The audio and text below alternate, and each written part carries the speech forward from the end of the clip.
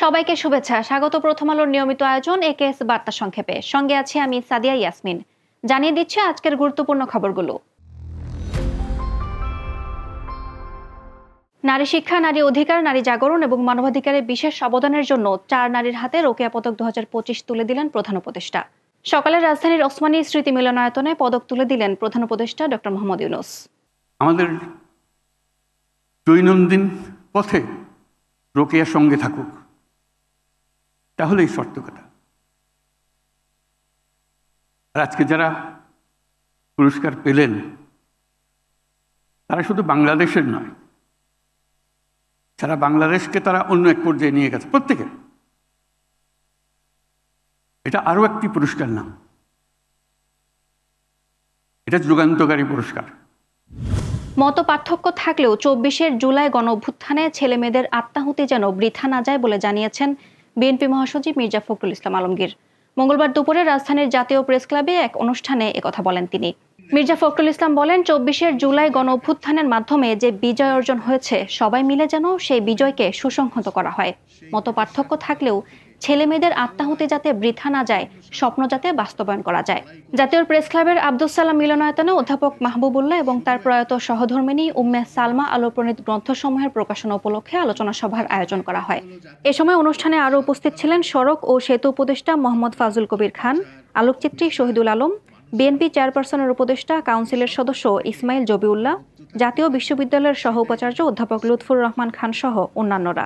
24 জুলাই আন্দোলনের মধ্য দিয়ে আমরা যে বিজয় অর্জন করেছি, আসুন সাইফুল ভাইও বলেছেন, আমরা সবাই মিলে সেই বিজয়টাকে সুসংহত করি।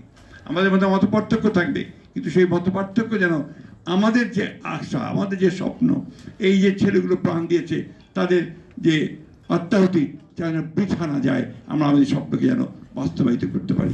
মোহাম্মদপুরে মা মেয়ে হত্যার ঘটনায় কথিত গৃহকর্মী মোসাম্মদ আয়েশাকে আসামি করে মামলা দায়ের করা হয়েছে। আসামি শনাক্তের চেষ্টা করছে পুলিশ। রাজধানীর মোহাম্মদপুরে মা মেয়ে হত্যার ঘটনায় মোহাম্মদপুর থানায় বাদী হয়ে মামলা দায়ের করেছেন আজম ও আজিজুল ইসলাম। স্ত্রী লাইলা আফরোজ ও মেয়ে নাফিসা লাওয়াল বিনতে আজিজ হত্যার ঘটনায় মামলাটি করেন তিনি। মামলায় কথিত গৃহকর্মী মোসাম্মদ আয়েশাকে আসামি করা হয়েছে। সোমবার রাতে মামলা হওয়ার পর এই তথ্য আজ মঙ্গলবার দুপুরে প্রথম আলোকে নিশ্চিত করেছেন ঢাকা মহানগর পুলিশের মোহাম্মদপুর অঞ্চলের সহকারী কমিশনার আব্দুল্লাহ আল মামুন। গতকাল দুপুরের দিকে মোহাম্মদপুরের একটি বাসা থেকে মা মেয়ের রক্তাক্ত মরদেহ উদ্ধার করে পুলিশ। এদিকে মামলায় আসামি করা সেই কথিত গৃহকর্মীকে এখনও শনাক্ত করা যায়নি, তবে শনাক্তের চেষ্টা চলছে বলে জানিয়েছেন মোহাম্মদপুর থানার ভারপ্রাপ্ত কর্মকর্তা ওসি মেজবাউদ্দিন।